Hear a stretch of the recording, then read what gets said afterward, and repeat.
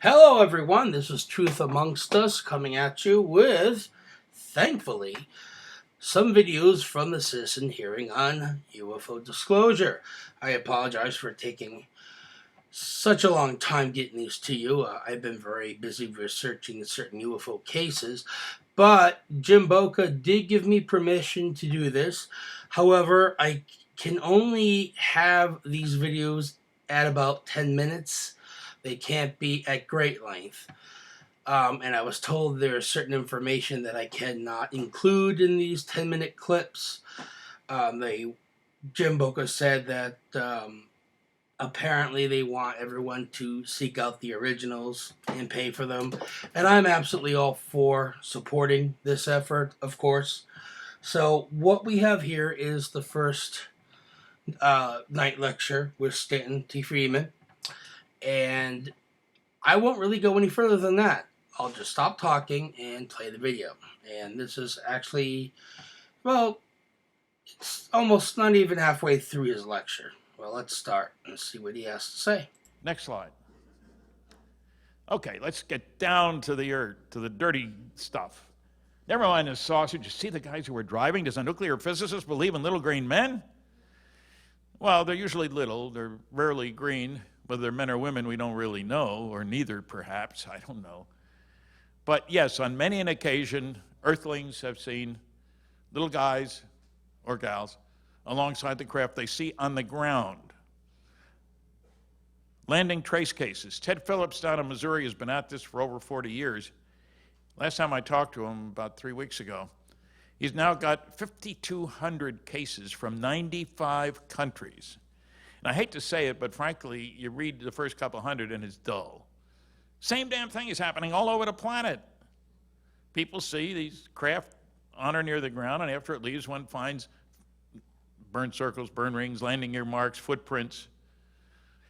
About a sixth of these cases involve reports of little beings. People say, how come there's no physical evidence? Well, look for it, darn it. Don't tell me there's no physical evidence. Next slide. This is one of those physical trace cases. This is Delphos, Kansas. Ronnie Johnson, age 17, was finishing his chores for the evening over to the left, taking care of the sheep. Looks up, and here's a saucer sitting right over this area here, about 10 feet in diameter, brilliantly lit. He's paralyzed, can't move. Neither can his dog, which is kind of interesting. He's staring at this thing. Finally, this thing takes off. The boy goes into the house, tells his parents. They come out and they see this thing leaving slowly. They go out. This thing is glowing. Bottom of the tree is glowing. A board is glowing. They call the sheriff's office. They come out the next day. Check for radiation. That's all everybody worries about. Make sure it's not radioactive. It wasn't. Ted Phillips hears about this story. The guy who's in the neighboring state of Missouri hears about this case. Goes out there, talks to the Johnson family, including Ronnie, the boy, sends me samples of the soil. And let's look at the next slide. You'll see some of those. Ring soil on the right, normal soil from a few feet away on the left. Please note the sophisticated soil retention device. I had somebody tell me he couldn't believe anything I said because of that darn paper plate. I said when I was at the University of Chicago, there was a Nobel Prize winning physics experiment on which a key piece of equipment was supported on an empty coffee can. If they can use a coffee can, because it was the right height, obviously, I can use a paper plate. I had good analysis done.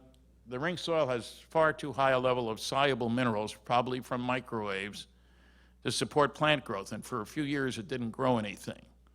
Normal stuff, soil grows stuff fine. Ted's got over 5,000 cases. Now, they haven't all been tested, but enough have been tested to say something crazy is going on here. Let's look at the next slide. Famous abduction case, Betty and Barney Hill and their dog. That's not a little alien. You're probably all familiar with the case. Betty and Barney driving along the mountains, the hills of New Hampshire, September 19th, 1961.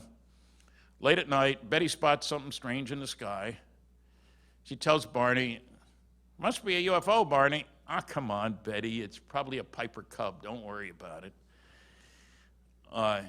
They keep driving, and it goes along. They see it in front of the Old Man of the Mountain, which was a New Hampshire symbol until it fell into the local lake. And it was 1.5 times the size of the natural bust that's in the mountains there, which would make it about 72 feet. But of course, the noisy negativists have later shown that clearly it must have been Jupiter, which is pretty neat if you can get Jupiter to be as small as it is alongside the Old Man of the Mountain. You know, makes no sense. Anyway, they keep driving. This thing comes close to them. They stop the car. Barney gets out. He takes his binoculars. He's looking at this thing. Then it comes much closer to them. Scares the heck out of him. He's standing there looking up at this thing. Double row of lights. They're double row of windows, but light coming through the windows. There were beings on board who seemed to be doing things, a crew. And Barney suddenly gets scared. One of these guys is looking at him strongly. He pulls the binoculars away, breaks the strap. That's how upset he was. Dashes back to the car, yells at Betty, "They're going to capture us." Drive off. And he did two things that Barney would normally never have done. He goes from the primary road to a secondary road, and then to a tertiary road, a dirt road. And then, and at first I don't remember this part, there's a bunch of guys in the road. They stop the car, some on each side of the car. They each take Barney and Betty, take them along a little path there and up into the craft, which had landed in the one place in that area that's big enough to take, say, an 80-foot diameter craft. It was sandy. I've been there. Up ramps, kept in separate rooms, treated as specimens, put a needle in here, scrape a little skin there, in separate rooms now. Pretty scary stuff. It's not that they were maltreated, but who knows what's going to happen. These are little guys. And one point I want to get at about this case, there's an interesting book outside. The woman who did most of the work is Betty's niece, Kathleen Marden, who did 85% of the work. They put my name first on the book because they said it'll sell more. Now, what do you say when the publisher tells you that? You don't say, well, it's not right, I should have, we talked about it. Okay, if that makes it sell more because I'm better known, we'll do it. That's because I'm older, you understand. Anyway, Betty under hypnosis, it's a long, involved story, but under hypnosis, let's look at the next slide, describes how she's Betty had guts. She'd talk to anybody. And she's asking the leader of this crew, where are you from? I know you're not from around here. Understatement of the month, you understand. And he shows her, I'll call it a three-dimensional model. Points, probably a hologram, but points of light, supposedly stars, connected with lines. And she was asked by Dr. Benjamin Simon under hypnosis if she could remember what it looked like. She said yes, and he gave her a post-hypnotic suggestion, if and only if she could remember it accurately. Please draw it later on. There it is. And so she asked him, well, where are you on the map? Wise guy alien, do you know where you are on the map? No, I don't know anything about astronomy. Well, how can I tell you where I'm from if you don't know where you're at? End of discussion. This is weird. Dr. Benjamin Simon, who did the hypnosis, who's the strongest part of this story because he was a world-class expert on treating what today we call post-traumatic stress disorder, PTSD. Then it was shell-shock war veterans. He ran a hospital for 3,000 guys who came out of World War II, shell-shock, if you will. And the Army made a movie, Let There Be Light, starring Dr. Simon, showing how he brought people back to living sort of a normal life. You know, your buddy's head gets blown off next to you. That's a little hard to integrate into your everyday life procedures. And Dr. Simon said, in writing, the emotional reaction of Betty and Barney as each separately relived part of his experience, there were 10 sessions each, was every bit as great as that of any of the shell-shock war veterans he worked with. And he had to stop one session each for fear that they wouldn't be able to handle it physiologically. Total terror, in other words. Now, the question is, what the heck does that map mean? And there you have it. The great Stanton Friedman, considered to be one of the best UFO researchers in the field. The first to actually research the Roswell, New Mexico incident.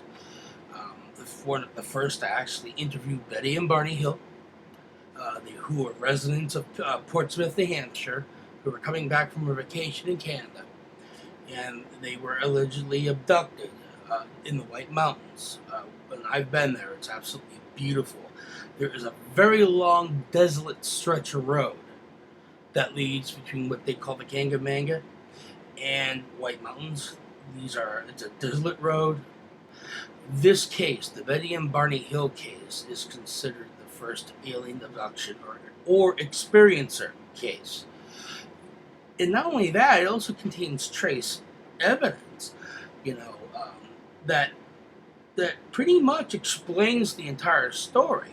When according to Betty Hill, when they were abducted, she wasn't fully subdued by the amnesia-like state that was placed upon her and her husband Barney, for example, and she physically fought back against her unknown assailants, and doing so, she tore her dress, for one, and she did keep the dress.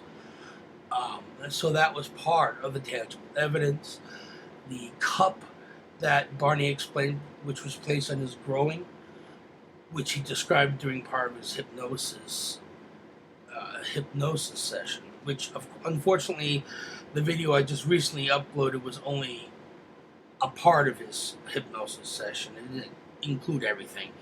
But a ring of warts grew around his groin that were basically a perfect circle, which fit the diameter of this cup that he described under hypnosis.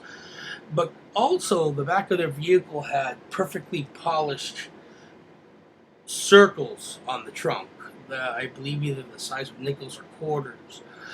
Barney's shoes. Apparently, he was very particular about the type of shoes he wore, and they were dress shoes. And under, medical hypnosis, which is very different than someone just waving a watch in front of your face, he explained that while he and Betty were being abducted and apparently being brought up to the so-called spacecraft, he felt his feet being dragged. And because he's very particular about his shoes, Barney wore, apparently for the most time, very nice-looking dress shoes. He always kept them shiny, very polished. And after the abduction experience, they were scratched and they were in very poor condition. So, and there was also physical trace evidence apparently at the abduction site where the ship allegedly landed. And of course, Stanton Friedman does go on to explain the star chart, which you do see here. And the real significance of the star chart is this. Dr. Simon, who was the Boston therapist that placed Betty and Barney Hill under hypnosis, told Betty that she would draw this map if she could, without thinking about it, one day, to allow her hand to freely draw it, without thinking about it, and she did. However, at the time, astronomers really had no information on what we would call today the Zeta Reticuli star system. Our telescopes could not reach out that far. But a few years later, it was discovered, and of course, a model was made as a part of the research to help find the star system.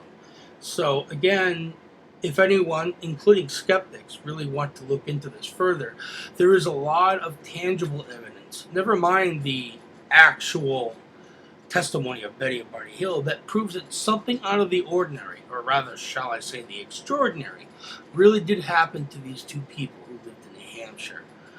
And I've already received some information, and I've done some research myself beforehand, where I tried to find the resting place of both Betty and Barney Hill, and I wanted to visit it, and I could not find that information because they both lived in Portsmouth, which is a seacoast / harbor town, And I just recently received some information from a contact that said that they were both buried in Kingston, New Hampshire, in one of the cemeteries. So if I end up going up there this year, I plan on, recording my road trip.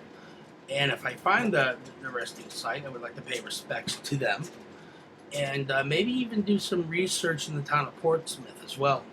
Maybe even conduct some interviews, some random on the street interviews of people who live there, to see if there's been any recent UFO sightings. Because there was one recently in Hooksett, New Hampshire on June 10th of a large triangular UFO and what appeared to be a probe. So I'm going to try to hunt down that eyewitness as well, and with his or her permission, record it and upload it to my channel. So anyways, this is the beginning of these 10-minute videos from the citizen hearing on UFO Disclosure. And again, I do truly apologize to you, my subscribers, for taking as long as I have. So anyway, like I always say, keep your eyes to the sky, because you never know what you're going to see. And like Stanton Friedman said, or rather what he always says, not everything you see is going to be an extraterrestrial craft. Some unidentified objects are just what they are, unidentified, but that doesn't mean they are, extraterrestrial related. But we are being visited by something. And whether it's interdimensional or third dimensional or whatever the case may be, there are cover-ups, there is something going on. And as believers, as abductees, and as researchers, I believe that together, this will finally come to the surface and the truth will be divulged. I believe that all of us in our lifetime, will see the truth disclosed. And I don't believe it's going to be by the U.S. government. But someone or a group of people will divulge it. I mean, information is already leaking. Whether it be from NASA astronauts, commercial pilots, military personnel. Eventually it's going to come to a head, and when it does, it's going to burst. And the information is just going to basically drown all the skeptics, all the debunkers, and it's also going to wash away all the BS that's been surrounding the UFO phenomenon for decades. So, anyway, this is Truth Amongst Us, signing out. Again, keep your eyes to the sky, and I'll see you soon in my next video. Peace.